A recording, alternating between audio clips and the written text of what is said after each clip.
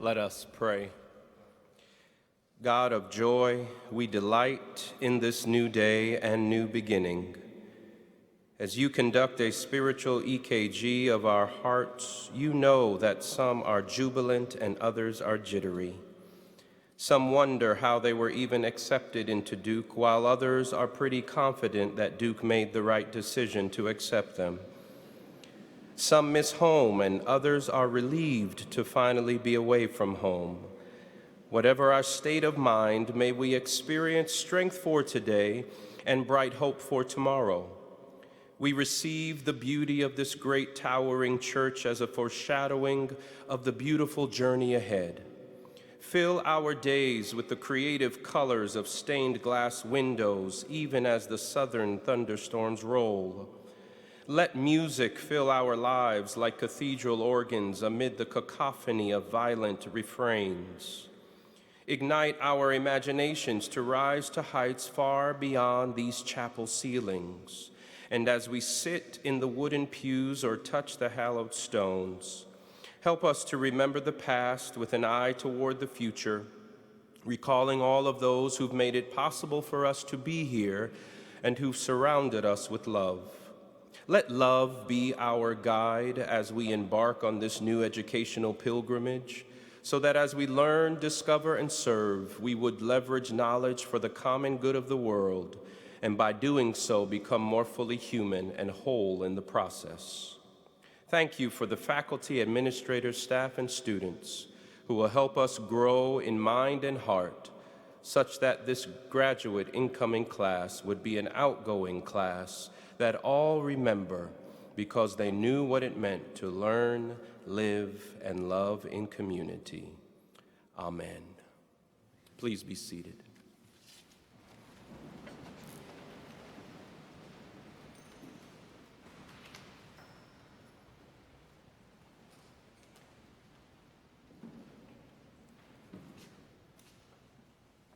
As president of Duke University, I am delighted to welcome you to the official start of your first year as Duke graduate and professional students.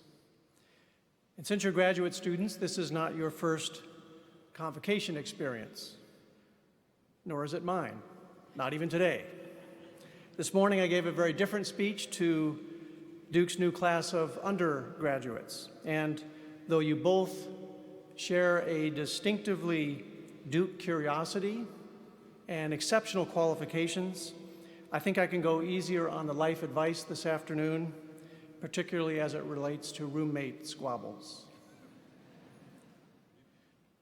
We're gathered for this brief moment of celebration here in Duke Chapel, where we mark the most joyful and reverent events as members of the Duke community.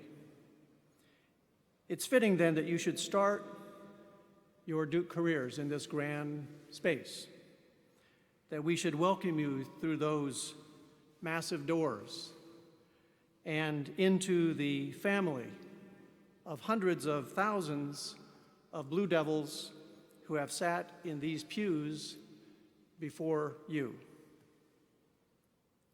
There's perhaps a bit of irony in that, isn't there? Blue Devils in church pews? I think they sing about this in Cameron, you know, devil with a pew dress on. With apologies for that pun, let me add to my welcome an expression of hope for you and for your future as Blue Devils. You will soon take your places in the more quotidian settings of the classroom and the lab, continuing your remarkable work that brought you here. You're here at Duke to hone your expertise in your chosen field, to study with our exceptional faculty, and to emerge prepared for a fulfilling and productive career. You've demonstrated your intelligence, you've worked hard, and you've earned a place as a graduate or a professional student in one of the world's premier research universities. Those are extraordinary achievements, the product of your great planning, hard work, and sharp focus. But the hope I express for you today is this. I hope you can find ways to widen and shift your focus. Focus on this time in Durham, not 2 or 4 or 6 years from now, but the here and now. By all means, keep the horizon in mind, but not obsessively. It's okay, even in graduate school, to wander a bit. Because when you do, you might find things even more valuable than those you came seeking. There are few times in your life when you will be surrounded by such astounding diversity of thought and perspectives, when you'll have not only the license but the charge to explore new ideas. Take full advantage and keep an open mind. These explorations can lead you in directions you never thought you would pursue. And remember, too, that your time here should not be spent entirely in the classroom or the lab. Explore your new hometown, known affectionately as the Bull City. The city we are so proud to call home has much to offer you and your families. I'm sure you'll have a blast checking out the farmers market and the restaurants downtown, taking in shows at DPAC and Motorco, and hiking along the Eno River. Take a road trip to the mountains or the coast at some point. North Carolina has a wealth of natural beauty just a short drive away. And get involved in the many wonderful groups and activities here on the campus. You can try out modern dance, for instance, or take a painting course with Duke Creates. If you strive to not only make scholarly achievements, but also discover the vibrant life of this campus and this region, I have every confidence that you will love your years in Durham. So as you set off on this great adventure at Duke, I hope you will look for, see, and embrace every moment of this opportunity. I hope you take the time to enjoy the wonderful city you now call home. And above all, I hope you explore the full extent of the extraordinary research and professional education on our campus.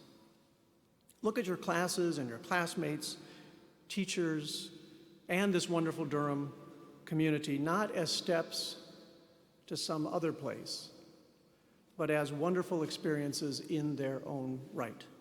And if you do widen your focus, I think you'll be glad you did. And when we gather again in Wallace Wade Stadium for your commencement, perhaps your horizon will be exactly as you expected. But you'll see it from an entirely new perspective, as a true Blue Devil looking out from your new home. Welcome to the Duke community.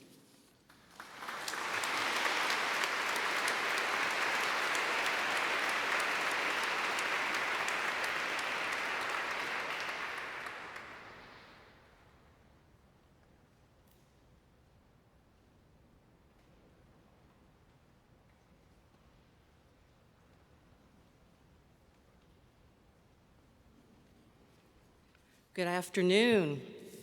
You don't have to say it back, that's okay. But we are in church, and there's usually a call and response. One of the wonderful things about being Dean of the Graduate School is that you get to introduce new graduate and professional students to some of the incredible faculty that make up Duke University. And so today it's my pleasure to introduce our speaker, who is James E. Coleman, Jr., who is the John F. Bradway Professor of the Practice of Law at the Duke Law School, where he also serves as Director of the Center for Criminal Justice and Professional Responsibility and co-director of the Wrongful Convictions Clinic, where he and his colleagues have been incredibly successful. A native of Charlotte, North Carolina, Professor Coleman received his bachelor's degree from Harvard and his JD from Columbia. He served as a judicial clerk for the U.S. District Court of the Eastern District of Michigan and spent 16 years in private practice, with the last 12 as a partner in Wilmer, Cutler, and Pickering in Washington, D.C. In private practice, he specialized in federal court and administrative litigation. He also represented criminal defendants in capital collateral proceedings.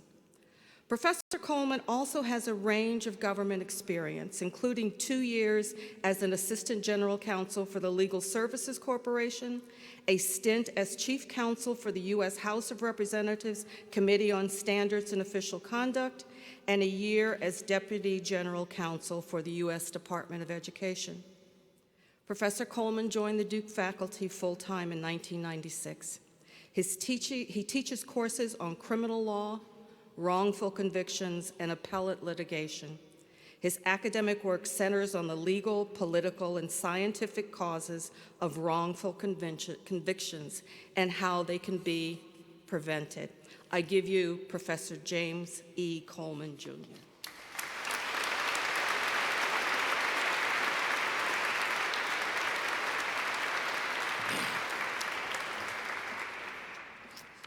Thank you, Dean McClain.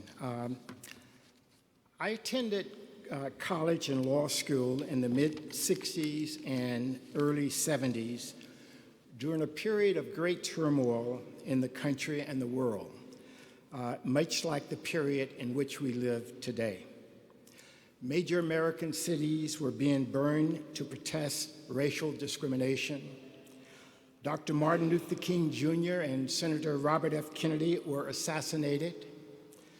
We were fighting an unpopular war in Southeast Asia for which young men of my generation were being drafted and sent to fight and sometimes to die in what many thought was a senseless conflict. Nelson Mandela was still in prison, and apartheid seemed permanently entrenched in South Africa. In 1974, the year I graduated from law school, the country faced a constitutional crisis when the president refused to turn over audio tapes he had secretly recorded reflecting his role in the pervasive misconduct that we now call Watergate. And the Congress was considering whether to impeach and remove him. Lawyers figured prominently in that crisis on both sides. While I was in Detroit clerking for a federal district court judge, Richard Nixon resigned from the presidency in disgrace. Despite the uncertainty and anxiety of those times, many of my generation wanted to be part of what was happening. We thought we could make a better world. Many of us became lawyers for that reason, and although we face new and different challenges today, many of us are still motivated by that belief. But the torch is being passed to new generations and other professions, and soon it will be your generation's responsibility to pursue justice and change in the midst of the gathering storms of your time. That is what your education at Duke will help prepare you to do, whatever profession you pursue. I left the private practice of law in 1996 because I thought being a law professor was a better way for me to help prepare and motivate future generations of lawyers to assume the responsibilities that many in my generation had assumed after we left law school more than 40 years ago. Some of you may have a notion that you need to determine while at Duke precisely how your career should unfold, that to be a successful doctor or engineer or lawyer, you must perform neurosurgery at major hospitals or build tall buildings or lead major law firms. But nothing could be further from the truth. The role of Duke's graduate and professional schools is to prepare you to be an excellent practitioner, whatever path you follow. You can pursue justice and fairness in the world wherever your path leads. When I left law school, I wanted to be a civil rights lawyer, but the job I wanted wasn't available when I needed it, so I began my career at a private law firm in New York as an antitrust lawyer. When I left private practice in 1996, I was a partner in a prominent Washington, D.C. law firm representing clients like CBS and a natural gas pipeline in Charleston, West Virginia. But between those two jobs, I also became a civil rights lawyer. From 1976 to 1978, I helped set up the Legal Services Corporation, which funds legal services for people who cannot afford a lawyer.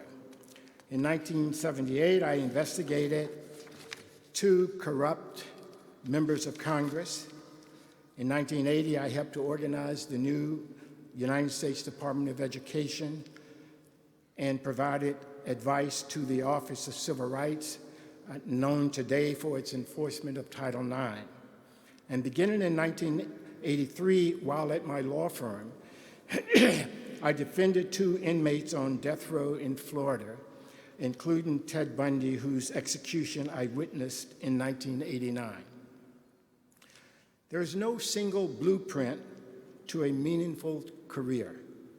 Those of you who will become lawyers can make a contribution to the public interest from the offices of a major law firm, from a government agency, or from an organization devoted to a single issue.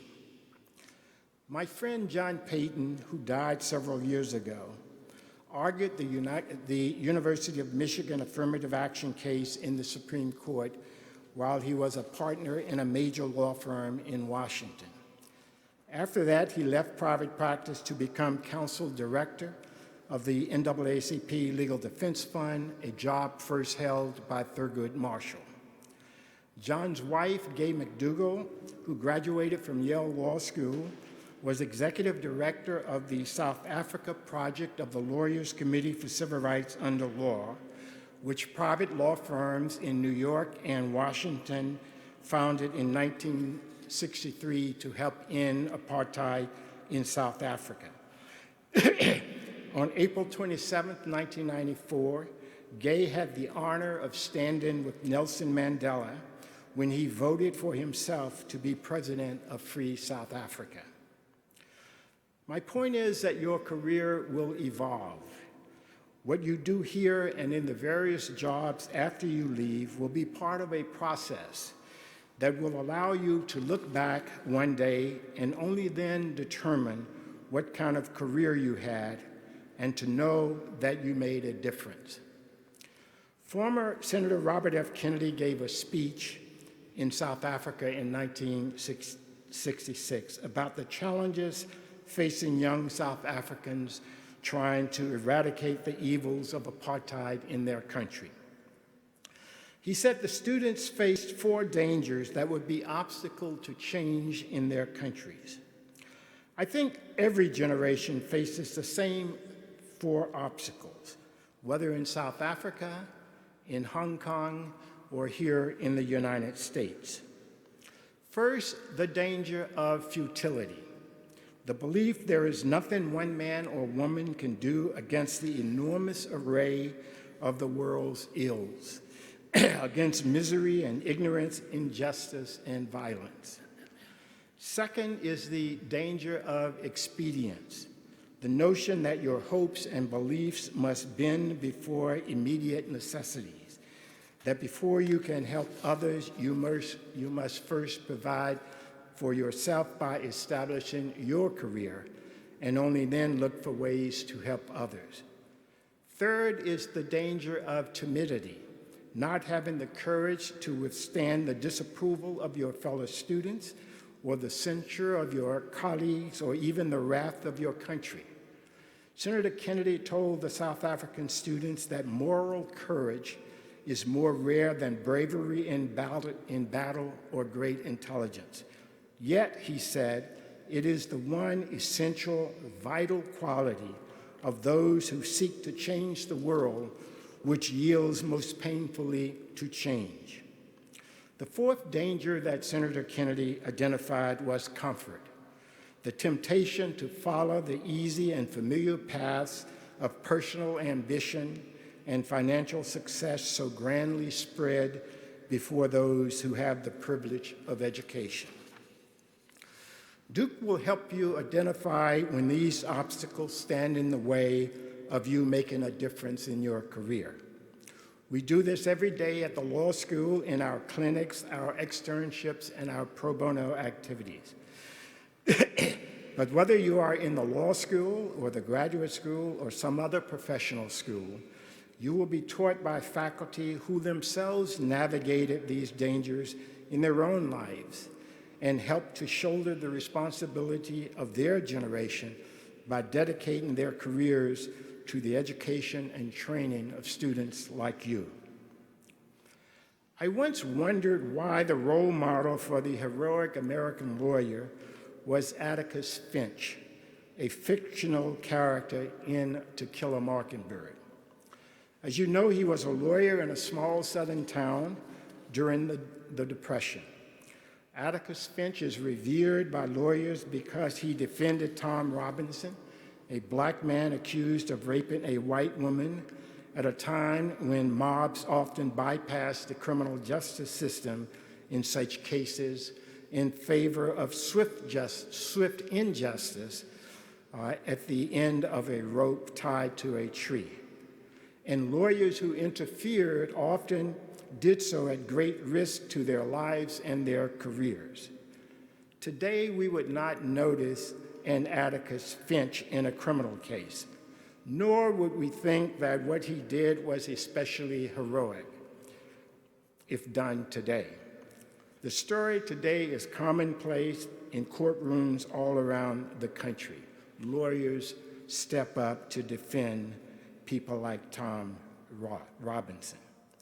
The reason we revere Atticus Finch, however, is because we judge his courage and integrity by the times and circumstances in which he acted. In that sense, each of you will face many opportunities in your careers to act with courage and integrity, sometimes against the prevailing winds. Whether you rise to the occasion will depend on whether you are prepared and conditioned to do the right thing. That preparation and conditioning will begin here and will continue throughout your careers. Duke is a community that promotes excellence in all we do. As part of that excellence, we stress the values of professionalism, civility, ethical conduct, and public service. These are the values we try to pass along in our teaching and mentoring and in everyday interactions. The Duke Wrongful Convictions Clinic and Duke Innocence Project have freed 7 innocent men from prison since 2011. Several years ago, when we obtained our first exoneration, the Duke Law magazine wrote that it takes a village to do the clinic's work. Indeed, the law school and our larger community that includes our alumni are a village. One of our most beloved former clients, Lamont Armstrong, died last week. The village that helped to free him attended his funeral yesterday.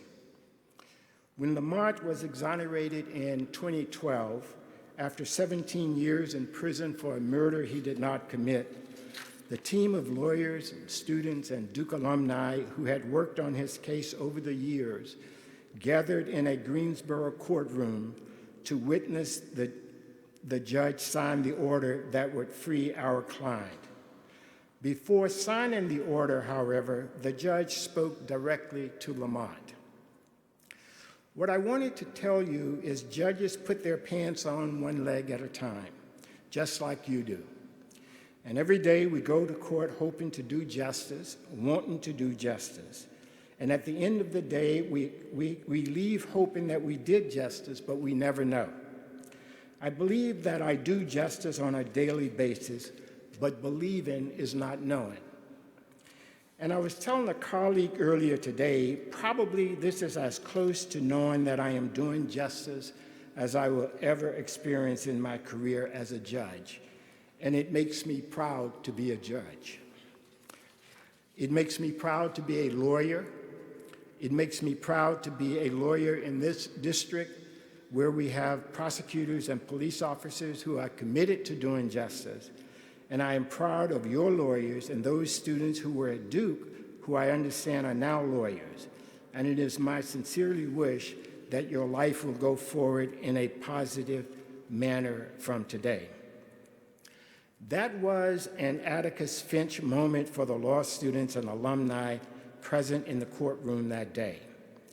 In To Kill a Mockingbird, that moment comes after the all-white jury convicts Tom Robinson and Atticus Finch packs up his briefcase and walks defeated toward the door. As he approached the rear of the courtroom, the black people who sat in the balcony stood to honor him. This is when Reverend Stiles says to Scout, Finch's daughter, "Jean Louise, stand up. Your father is passing." Duke Law students and alumni had another Atticus Finch moment this year on May 23rd, when a federal judge freed our client, Charles Ray Finch, after 43 years in prison for a murder he did not commit. Duke students first began working on Mr. Finch's case in 2002. The work we do and the work you must do to make a more just world is a marathon, not a sprint. An Atticus Finch moment is not about winning, it's about showing up to make a difference, to be part of the struggle. It may be a lawyer helping a tenant defend against an unfair eviction, or a doctor treating an immigrant trial, or an engineer working on a water project in a poor community, or a volunteer enriching the life of a child by teaching her to read and appreciate literature. I now join others in welcoming you to this amazing community that is Duke University. And I hope life at Duke and beyond will reward you with countless moments of believing, if not knowing, that you have contributed to justice and fairness and kindness in the world. Thank you.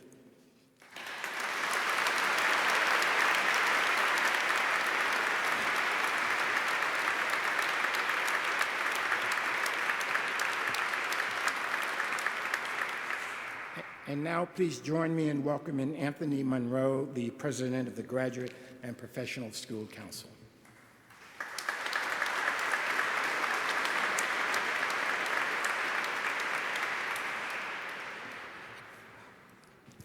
Hello, fellow graduate and professional students.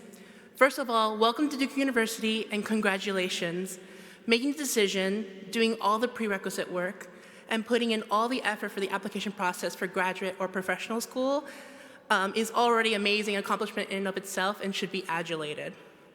My name is Anthony Monroe. I'm a rising third-year PhD student in immunology and the president of the Graduate and Professional Student Council, also lovingly referred to as GPSC, for the 2019-2020 academic year. GPSC is the umbrella student government organization for Duke's 9 graduate and professional schools. GPSC's duties are multi-tiered, but involve representing and advocating on behalf of graduate and professional students, serving as liaisons between graduate and professional students and the administration, nominating graduate and professional students to serve on university committees, and also nominating young trustee, developing initiatives and programs that benefit the graduate and professional student community, and we financially support the programming of graduate and professional student groups. I know that was a lot to take in right now, but to summarize, GPSC is the advocate, financial supporter, and liaison with the administration that serves to listen, problem solve, and find solutions to your concerns, problems, and ideas. I know graduate and professional school can be stressful, to say the least. When I started this journey over 2 years ago, I thought to myself, this is gonna be a walk in the park. Except no one told me that the walk was going to involve heat waves, tsunami-like storms, quicksand, and wild animals chasing you. Of course, this is all metaphorical for all the different roadblocks I encountered. Although I did get chased by a raccoon at the Al Bueller Trail, so maybe that animal one is actually true. But what I mean to say is, I learned a lot about myself in these 2 short years here at Duke. Things that made me stronger, even when I thought I was at my weakest point. What has helped me most at Duke is the building of community. So far, I have learned that finding people who support you, whether they be advisors, administrators, staff, friends, or fellow classmates, is essential to thriving. I've had the immense pleasure of finding some incredibly supportive administrators who not only act as advisors, but also as inspirations. I have found support within the queer community here at Duke and in the greater Durham area. And I have found a sense of service and belonging within GPSC. I know that graduate and professional school asks you to do a lot, but while on GPSC, I have found a space that I can put my talents, ideas, and passions into practice, and have met truly incredible students from all disciplines. It has been an extracurricular that has made the difference for me. So I encourage you to truly go out and find your support community and the activities that benefit and add to your experience. Build yourself up by building a network and connections with people from all over Duke. Become friends with people outside of your program and even outside of your school.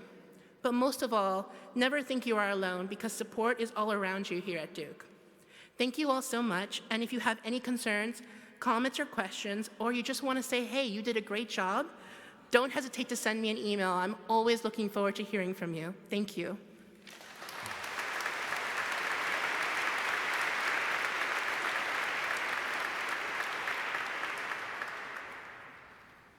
Good afternoon. As you near the conclusion of your first official gathering as graduate and professional school students of Duke University, I ask you to join me in a time-honored tradition, the singing of the Alma Mater. Dear Old Duke, as it is now well known, was composed by Robert Henry James, a member of the Trinity College class of 1924. He said he was inspired to write a song that would show his gratitude and devotion to his university. I hope that the words of the Alma Mater will ring true for you, not only during your years at Duke, but throughout your lives, and that your time at this place will inspire you ever to turn, indeed, to dear old Duke. I will sing the Alma Mater through once, and then I invite you to join me in singing it. Please stand and remain standing throughout the closing procession. Congratulations and welcome to Duke.